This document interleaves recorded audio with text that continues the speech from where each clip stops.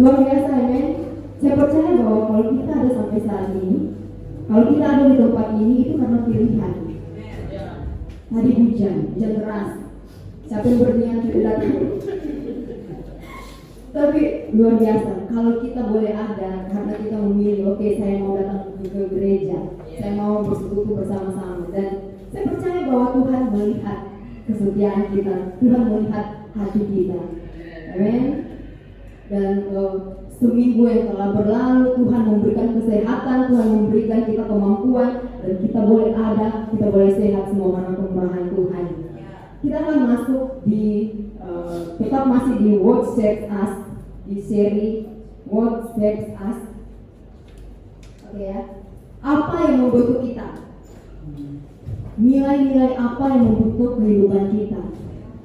Dan sedikit banyak saya percaya bahwa nilai yang ada dalam keluarga itu membentuk kehidupan kita sampai saat ini. Nilai yang ada bahkan dalam pergaulan kita, dalam lingkungan kita, itu mengambil andil dalam kehidupan kita sampai saat ini. So, be wise, kita harus bisa memilih yang mana yang bisa saya ikut untuk menjadi nilai saya, yang mana bisa saya lepaskan. Amen. Dan saya percaya bahwa apa yang membentuk kita, nilai apa yang membentuk kehidupan kita itu mempengaruhi pikiran kita, mempengaruhi perkataan dan tindakan kita. Jadi seperti dibilang, tunjukkan teman-temanmu, 10 orang temanmu, teman dekatmu, saya bisa menilai apa Anda sebenarnya, siapa Anda sebenarnya. Jadi berpengaruh sekali apa yang membentuk nilai-nilai kita, pergaulan kita, persahabatan kita itu mempengaruhi nilai dalam kehidupan kita. Kita masuk di tema yang terakhir, mission. Ini ciri-ciri ya, mission, misi lagi. Oke, ini pertanyaan kepada kita semua, pernahkah kita diberikan satu tugas atau satu proyek yang diberikan oleh, kalau masih ada yang SD, ada SD di bawah, SMP, di sekolah, SMP, SMA, kuliah, di kantor kita, di tempat kerja, di lingkungan kita, ada pernah tidak kita diberikan tugas tanggung jawab itu? Supaya kita terlibat di dalam proyek itu. Pikir-pikir lagi. Seperti Jesse itu. Jesse seorang drum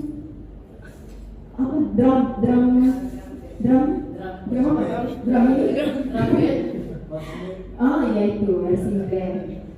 Dipercayakan dari sekolahnya loh, luar biasa waktu SMP. Ini SMA akan menjadi apa nanti? Wow, luar biasa. Dan saya percaya bahwa itu tugas itu sesuatu hal yang harus dilakukan dan menampilkan yang terbaik. Dia harus menampilkan yang terbaik. Saya ingat lalu waktu masih SD, berapa tahun yang lalu, berapa puluh tahun yang lalu maksudnya, berapa puluh tahun yang lalu waktu kita masih kecil. Jadi saya ingat itu kita dipanggil bertiga, 3 orang, cewek-cewek semua kita dipanggil. Dan kita dipanggil sama guru. Banyak orang ini sebenarnya, 11 orang waktu itu, setelah 11 orang, cuma 11 orang, dipanggil 3 orang. Oke, kalian bertiga besok ditugaskan ya, besok bawa kangkung. Wah, bawa kangkung, tapi dari 11 orang cuma kita yang dipilih, luar biasa. Saya agak bangga sedikit ya, walaupun cuma kangkung disuruh bawa untuk apa? Tapi taat saja sebagai anak murid waktu itu. Oke, saya pergi. Kita pergi bertiga ini karena saya tidak punya kangkung waktu itu. Pergilah kita ke kolamnya teman saya itu, dan kita masuk ke dalam kolam yang penuh air, petik kangkung. Besok kita bawa. Ini Pak Guru, ini kangkungnya. Kita dikasih tugas buat ambil kangkung. Dan Pak Guru bilang, oh ya, tugas selanjutnya PT itu kangkung. Wah, ada misi selanjutnya PT itu kangkung. Mungkin apa orang itu? Ternyata orang bikin kapurung, saudara-saudara. Dan saya merasa, wow, saya mengambil bagian dalam kemaslahatan bersama guru-guru. Mereka makan kapurung.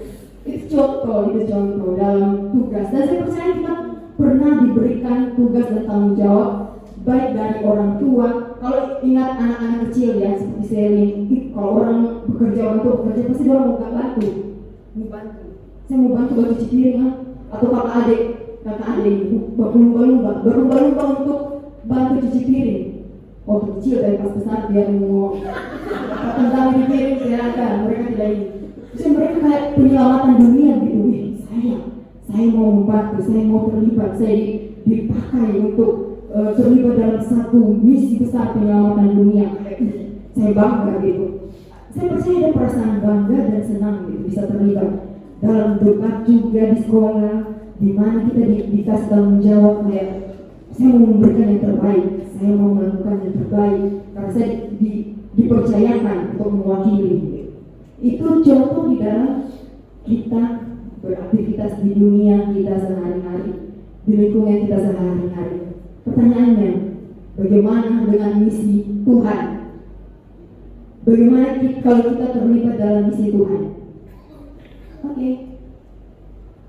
Mari kita baca bersama-sama di Lukas 4 ayat 18 sampai 19. Roh Tuhan ada padaku, oleh sebab Ia telah mengurapi aku untuk menyampaikan kabar baik kepada orang miskin, dan Ia telah mengutus aku untuk memberitakan pembebasan kepada orang-orang tawanan dan penglihatan bagi orang-orang buta, untuk membebaskan orang-orang yang tertindas, untuk memberitakan tahun rahmat Tuhan telah datang. Ini tentang Yesus. Tuhan Yesus datang ke dunia dengan sebuah misi. Ada misi yang Tuhan bawa. Tuhan Yesus datang untuk menebus dosa seluruh umat manusia. Saya, saudara, dan seluruh umat manusia.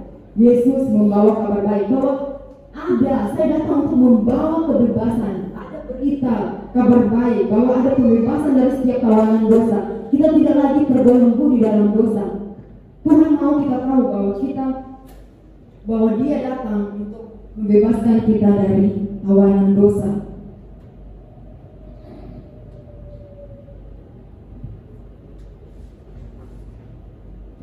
Untuk Tuhan mengatakan ada loh rahmat Tuhan, tahun rahmat Tuhan bagi semua orang, Inilah visi Tuhan.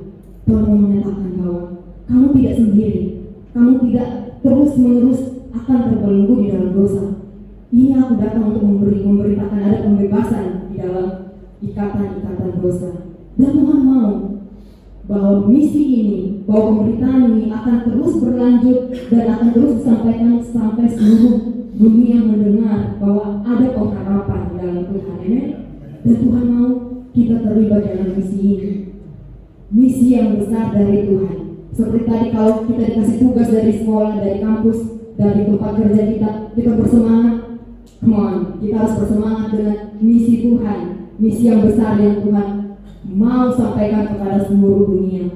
Tuhan bisa saja menyuruh malaikatnya. Tuhan bisa malaikat saja yang pergi kasih tahu seluruh dunia, seluruh bangsa bahwa ada pembebasan. Tuhan bisa pakai malaikat. Bahkan kalau kita baca lagi di Perjanjian Lama, Tuhan bisa pakai seekor hewan. Hewan apa? Keledai Tuhan bisa pakai untuk berbicara, saudara-saudara, kepada Bileam. Itu seekor hewan. Bagaimana kalau Tuhan pakai tumbuhan? Kalau Tuhan pakai kedelai bagaimana? Tidak mau kali-kali orang.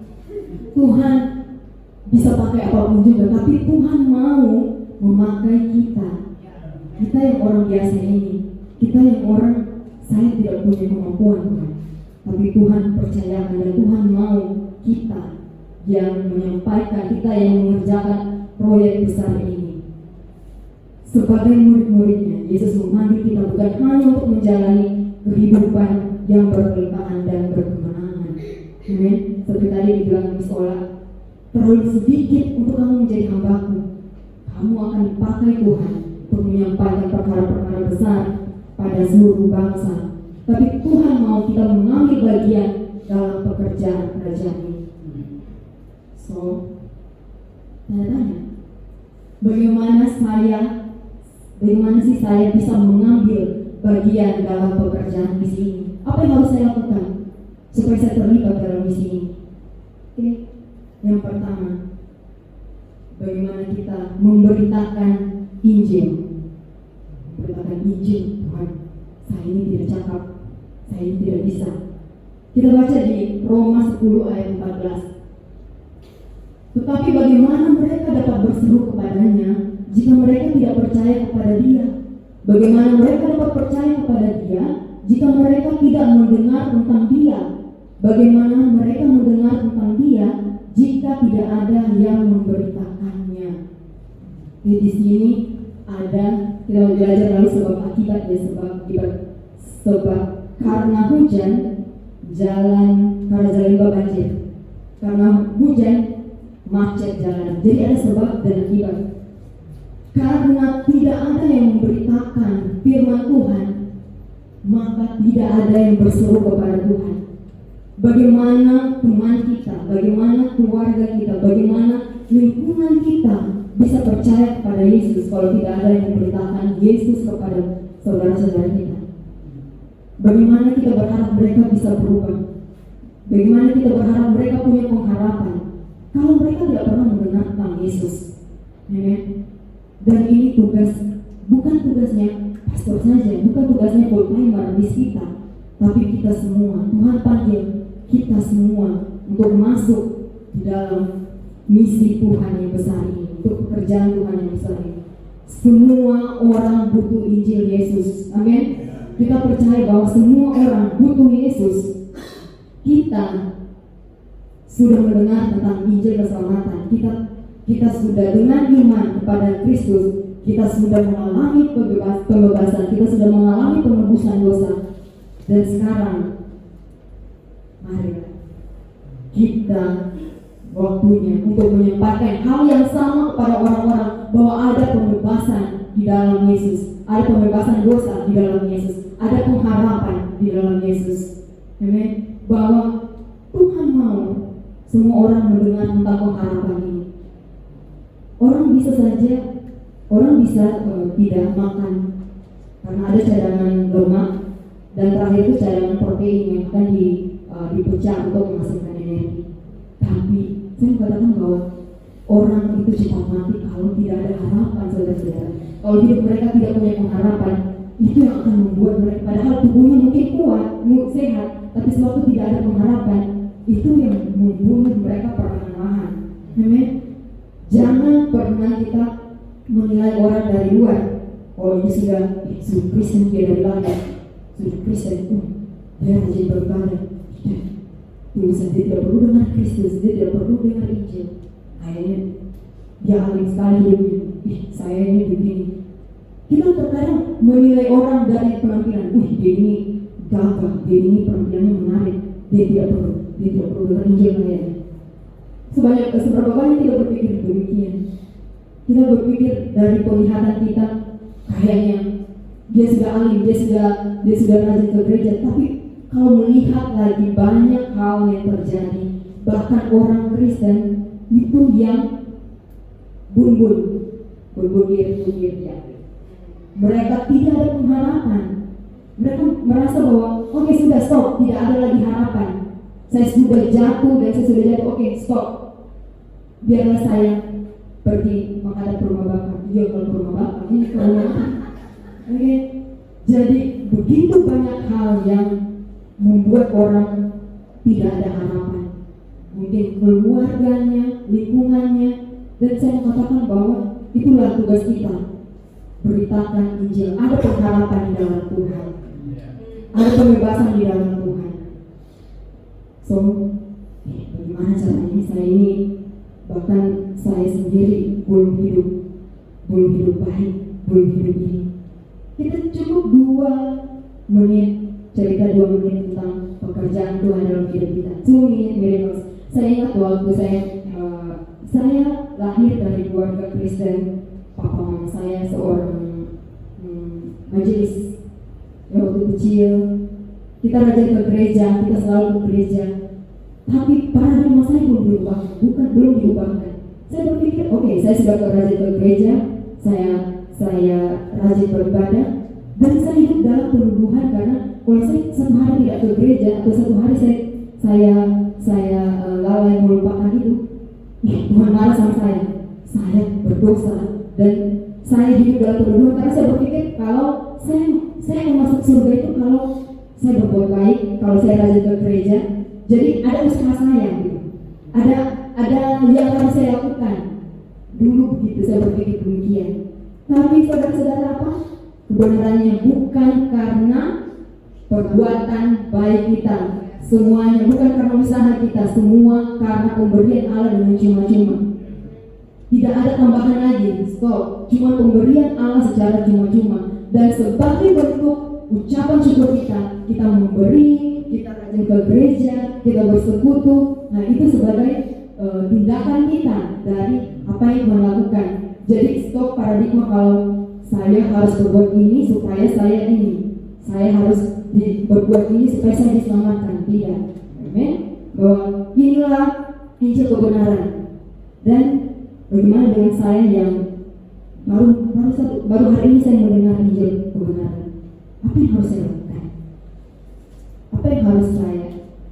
Ini firman, oh ya ini firman yang sudah menerima Yesus, yang sudah hidup di dalam Tuhan. So bagaimana saya yang baru pertama kali ini dengar firman?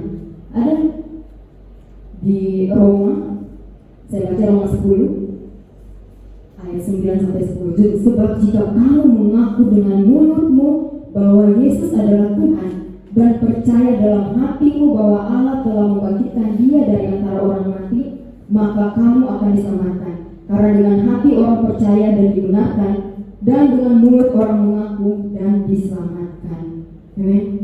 Kalau saudara-saudari yang baik yang di online, saya belum menerima Yesus. Terima Yesus sebagai Tuhan dan Juru Selamat. Mengaku dengan mulut bahwa Yesus adalah Tuhan dan percaya dalam hatimu. Ambil dengan iman, langkah iman. Saya percaya Yesus adalah Tuhan dan kau akan diselamatkan. That's it. Hanya itu kita menerima keselamatan dengan iman kita. Dan tidak ada satupun dengan usaha kita. Tidak ada satupun dengan perlakuan kita kalau supaya kita bisa masuk di kerajaan surga. Amen. Semuanya cuma-cuma. Dan kita harus siap sedia di dalam pemberitaan Injil. Biasa kita berjalan, kita ini kayaknya perlu Tuhan berbicara kepada kita, tapi Tuhan saya tidak siap karena dia terlalu alim, dia tidak ini. Tapi Tuhan berkata bahwa beritakanlah firman, siap sedialah baik atau tidak baik waktunya. Nyatakanlah apa yang salah, tegur dan nasihatilah dengan segala kesabaran dan pengajaran. Beritakan firman, baik atau tidak baik waktunya. Kalau Roh Kudus menyuruh kita untuk menyampaikan firman, baik itu masih cuma di angkot, sekarang dia angkotnya, duduk-duduk menunggu antrian atau apa, dan Tuhan mau menyampaikan, dan Roh Kudus yang mendorong kita untuk menyampaikan firman, sampaikan firman itu. Siapa tahu itu waktu yang terakhir mungkin ya, dan saat itu dia butuh Tuhan. Itulah waktunya kita memberitakan. Jadi siap sedialah kita untuk menyampaikan firman. Yang kedua, apa yang harus saya lakukan? Bagaimana saya bisa mengambil bagian ini? Yang kedua adalah menjadikan murid. Di Matius 28 ayat 19 sampai 20 ini ayat yang sering kita baca dan sering disampaikan. Karena itu pergilah, jadikanlah semua bangsa muridku dan baptislah mereka dalam nama Bapa dan Anak dan Roh Kudus, dan ajarlah mereka melakukan segala sesuatu yang telah kuperintahkan kepadamu. Dan ketahuilah aku menyertai kamu senantiasa sampai akhir zaman. Jadikanlah semua bangsa muridku. Saya garis bawahi penting bahwa Tuhan mencari murid, saudara-saudara kita. Tuhan mencari murid, bukan hanya sekedar pengikut. Pengikut banyak. Oke, saya percaya Kristus, saya percaya Tuhan. Saya orang Kristen, saya lahir dari keluarga Kristen. Saya percaya Yesus adalah Tuhan. Tapi hanya sekedar itu. Tuhan mau kita lebih dari itu. Murid, menjadi seorang murid. Menjadi seorang murid, kalau kita di sekolah, waktu kita SD, SMP, SMA, kita sampai kuliah, kita tuh menjadi murid. Kita diajar, bahkan kita didisiplinkan, kita dididik menjadi murid. Dan itu bukan hanya yang senang-senang saja. Siapa yang saya ingat sekali waktu SD, guru saya itu, apalagi guru matematika, dia punya mistar panjang, mistar penggaris. penggaris namanya. Kalau bisa mungkin pada gen apa ya tahu. Penggaris ya, penggaris kayu. Penggarisnya kayu saudara-saudara, dan itu sering melayang di kakinya teman-teman saya lalu tidak.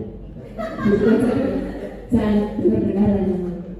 Jadi itu sering, atau kalau tidak membuat tugas tangannya gini terus pukul pakai kayu penggaris itu. Dan itu mendidik anak-anak, itu mendidik kita. Dan itu kan murid. Kalau ada biasanya guru saya bawa anaknya, dia panjang dia apa, tapi dia tidak masuk duduk diam, dia tidak diajar seperti kita, dia tidak oke, kamu harus kerjakan ini. Karena dia bukan murid, dia hanya pengikut mamanya, dia mengikuti mamanya. Tapi kalau kita murid, kita duduk diam, kita diajar, kita dididik dan kita didisiplinkan. Saya secara pribadi masuk dalam pemuridan dari saya waktu masuk dalam jemaat ini, saya dididik dan saya memberikan diri saya untuk dididik. Saya memberikan diri saya untuk diajar seperti murid.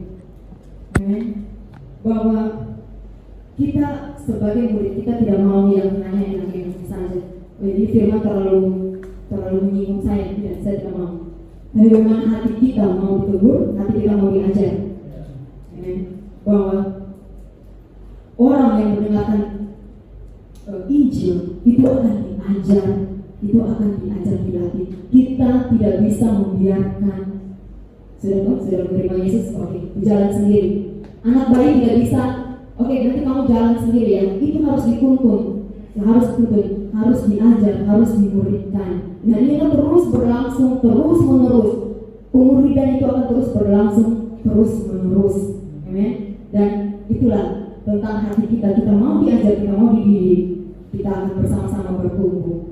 Kita tidak mau, kita tidak mengharapkan bahwa dia akan bertumbuh sendiri. Anak ini akan bertumbuh sendiri. Tapi anak itu harus dididik, harus diajar jalan, diajar melangkah satu demi langkah. Dan itulah yang terjadi dalam jemaat ini. Saya bersyukur ada dalam jemaat ini. Saya dididik, saya diajar, dan saya dimuridkan. Dan terkadang ada hal-hal yang sebenarnya saya tidak setuju, tapi saya harus taat, belajar taat saat dididik. Itu sebenarnya tidak mudah saudara-saudara. Tapi bagaimana hati kita mau tunduk, kita mau belajar untuk taat. Amin. Bahwa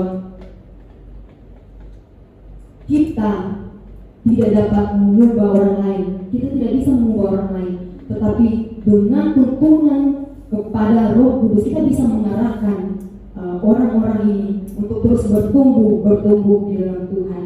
Amen. Dan di dalam life group kita bisa memuridkan dan dimuridkan.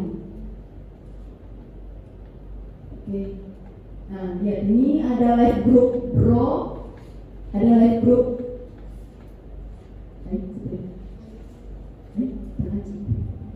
Ada life group sister, ada life group family, ada life group kampus, ada tim. Inilah wadah life group yang ada di dalam jemaat ini.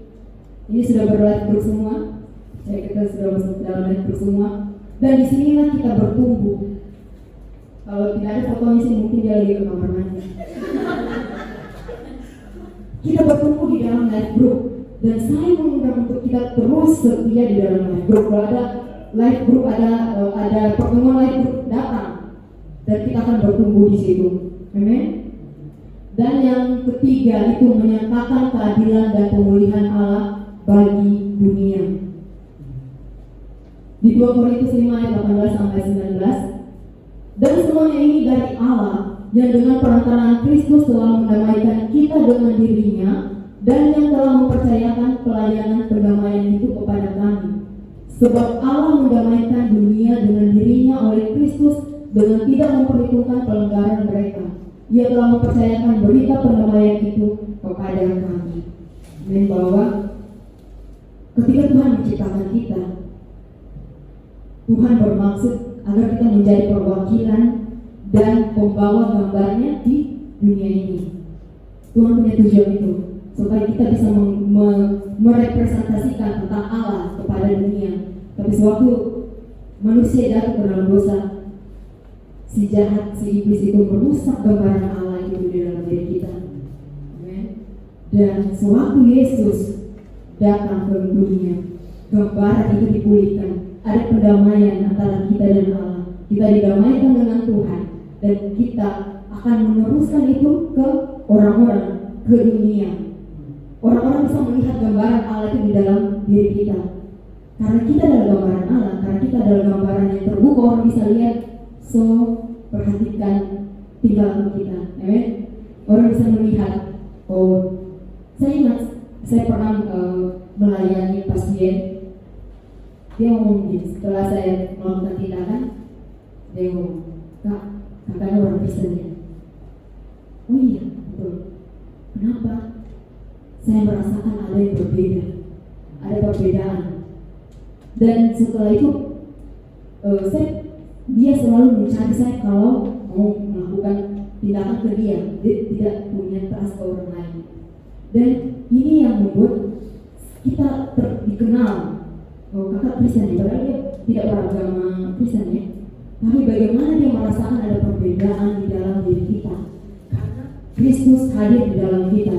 Jangan sampai kita datang, dia lagi, kayak menjauh tidak dia lagi. Kayak kalau melihat kita itu, kayak mau melihat apa ya?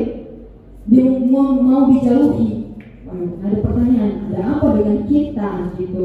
Kalau kita adalah gambaran Allah, kita akan membawa pendamaian itu kepada semua manusia. Kita merepresentasikan Allah kepada dunia.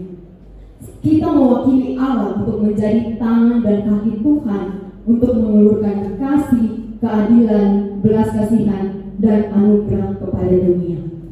Ini kita murid-murid Tuhan. Tuhan pakai kita supaya dunia bisa melihat bahwa luar biasa Allah itu penuh kasih, Allah itu penuh dengan keadilan, dan Allah itu penuh anugerah kepada manusia. Amen. Itulah 3 poin misi Tuhan. Setelah kita belajar itu, sekarang Tuhan tidak mencari orang yang istilah semua. Saya Tuhan cari yang sarjana teologi. Saya mau cari orang yang pintar bicara, orang yang pintar dalam semua hal. Tuhan tidak cari itu. Tuhan tidak cari orang-orang yang hebat, tapi Tuhan cari orang yang mau. Seperti tadi saya bilang, kalau mau dibilang kita siap atau tidak, Tuhan saya tidak siap, saya belum tahu, saya tidak tahu ini Tuhan apa yang harus saya sampaikan. Tapi Tuhan mencari orang yang mau.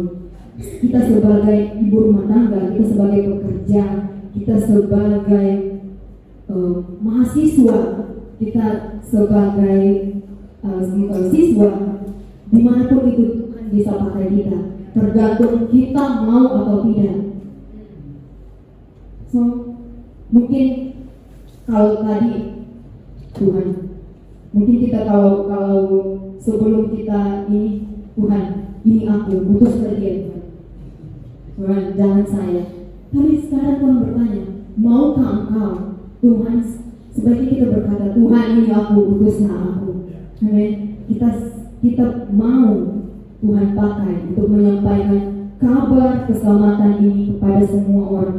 Karena semua orang butuh izin, semua orang butuh Tuhan di dalam kehidupannya. Amin. Bukan hanya tugas 1 orang, tapi itu tugas kita semua. Sebelum saya tutup, saya mau menceritakan ada seorang tokoh yang luar biasa. Tokoh yang luar biasa, begitu berbelas kasihannya, begitu baik hatinya, begitu mengajar banyak orang, begitu luar biasa. Banyak orang yang mengikuti tokoh ini. Kemana tokoh ini pergi, orang ikut. Pengajarannya ada, dia memberikan kesembuhan kepada setiap orang. Suatu saat tokoh ini dalam duka cita karena saudara sepupunya itu pergi meninggalkan dunia dengan cara yang tragis, bukan yang karena sudah tua, sakit-sakit sudah dengan cara yang tragis, dipenggal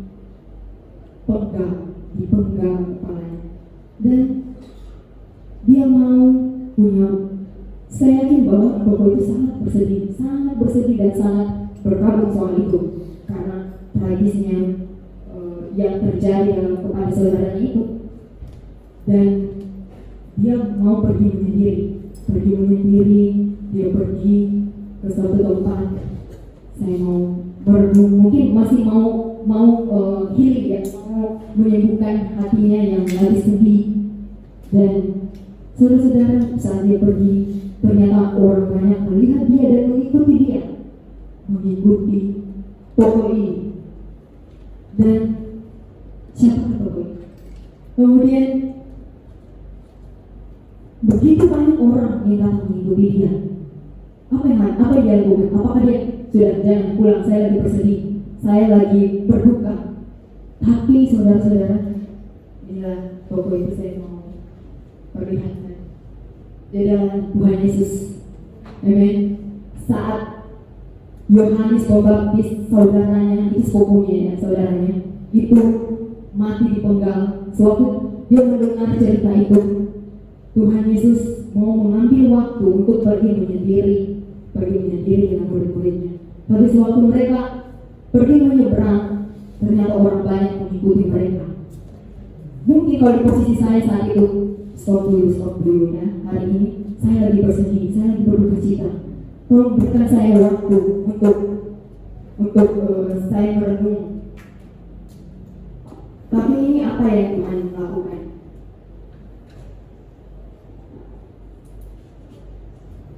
Ketika Yesus mendarat, dia melihat orang banyak yang besar jumlahnya, maka tergeraklah hatinya oleh belas kasihan kepada mereka, dan ia menyembuhkan mereka yang sakit.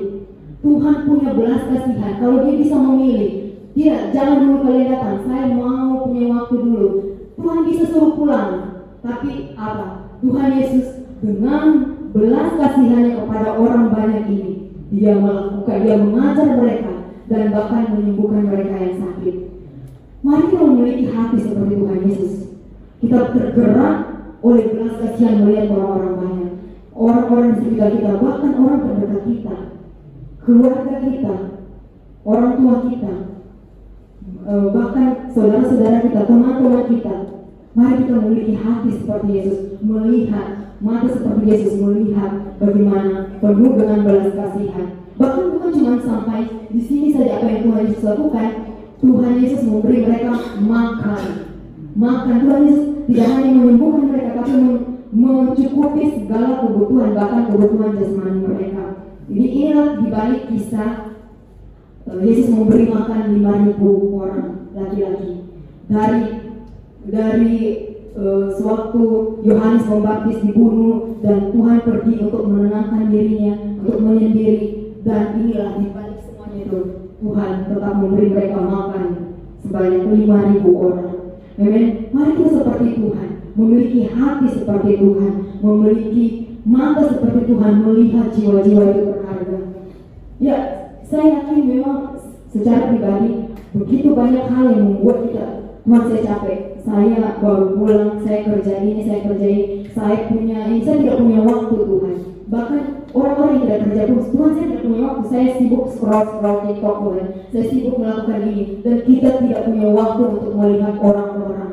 Mari kita memiliki hati yang tergerak oleh belas kasihan, amen. Bahwa semua orang berharga, setiap orang berharga, dan mereka mau mendengar tentang Injil. Amin. Amin. Firman Tuhan, saya percaya bahwa Roh Kudus yang akan memeteraikan setiap firman-Nya, dan saya percaya bahwa bulan ini kita akan membawa misi ini, kita akan berapi-api, kita melihat kembali orang-orang di samping kita. Oke, kita bisa ambil waktu dulu dua orang, kita berdoa. Mari kita berdoa, dan kita berdoa untuk kebutuhan orang itu. Apa yang menjadi kebutuhan orang itu? Apakah orang itu belum mengenal Tuhan, atau orang itu mau menerima Yesus, atau saya mau supaya Tuhan bangkitkan kembali, berikan saya hati seperti hati Tuhan dan mata seperti mata Tuhan. Oke, bisa ambil dua orang berdoa.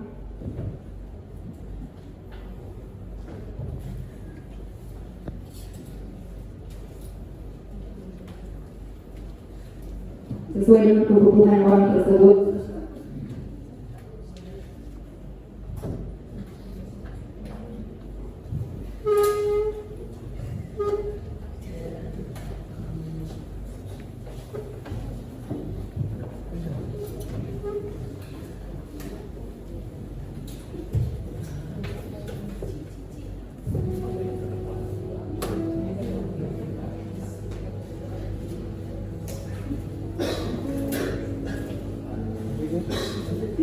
Atau bahkan ada orang yang belum mengenal tentang Injil, orang yang belum mengenal tentang Yesus. Bayangin ya.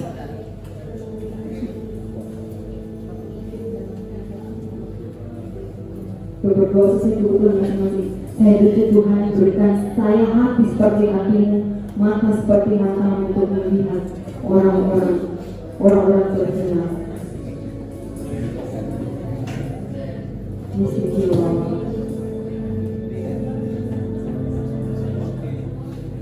Berdoa 1 menit.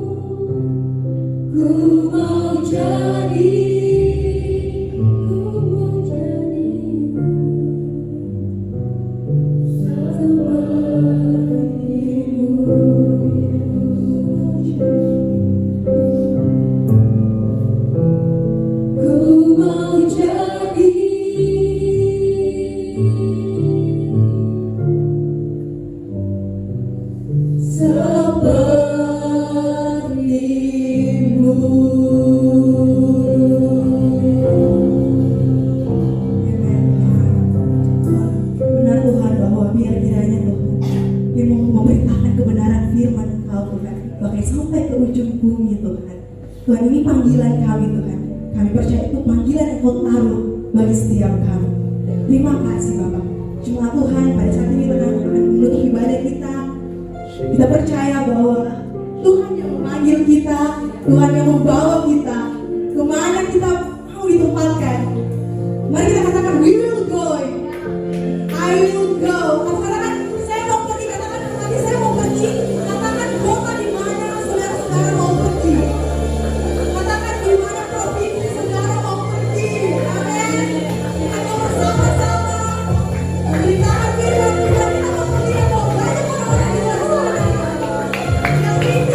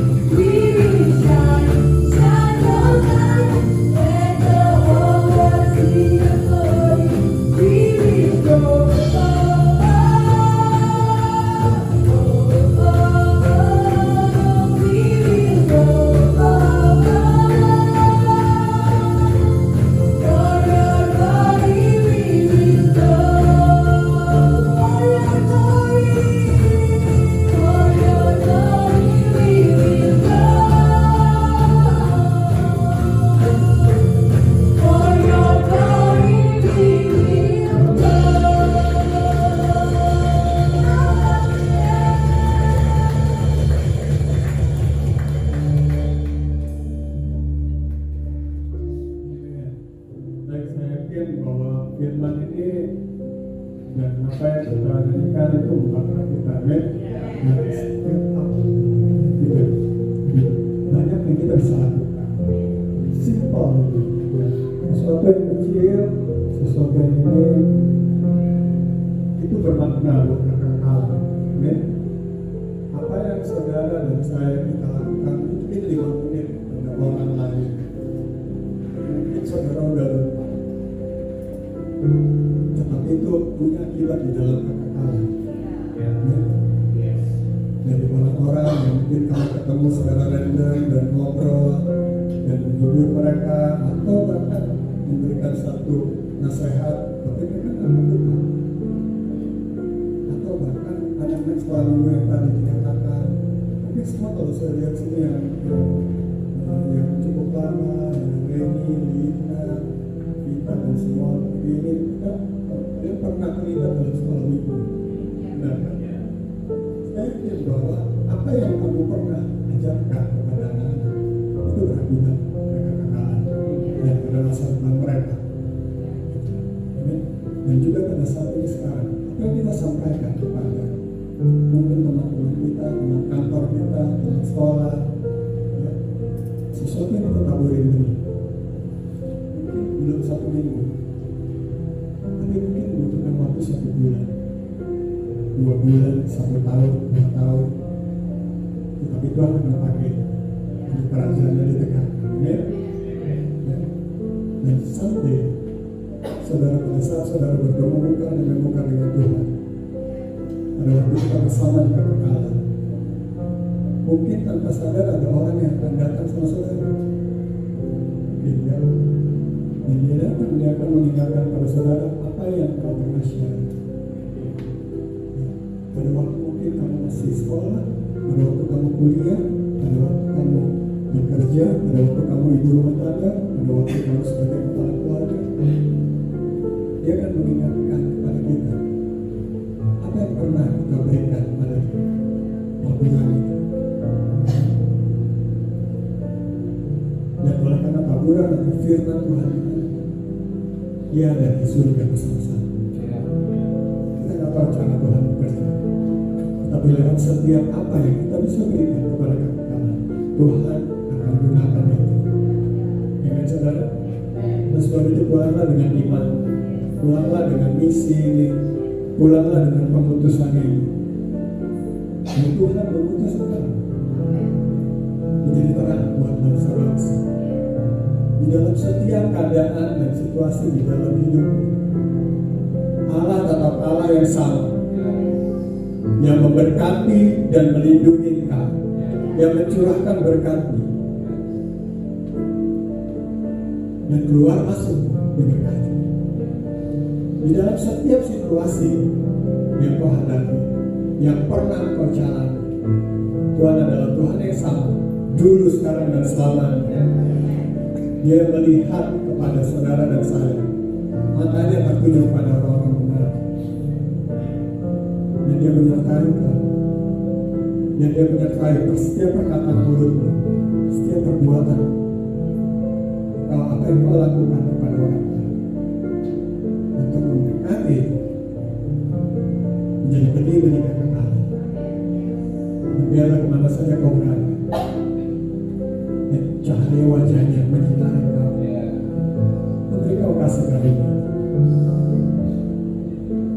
dan biarlah wajahnya memberikan kau damai sejahtera, penghiburan dan kekuatan untuk kau menjalani hari demi hari di dalam hidupmu sepanjang minggu ke depan ini.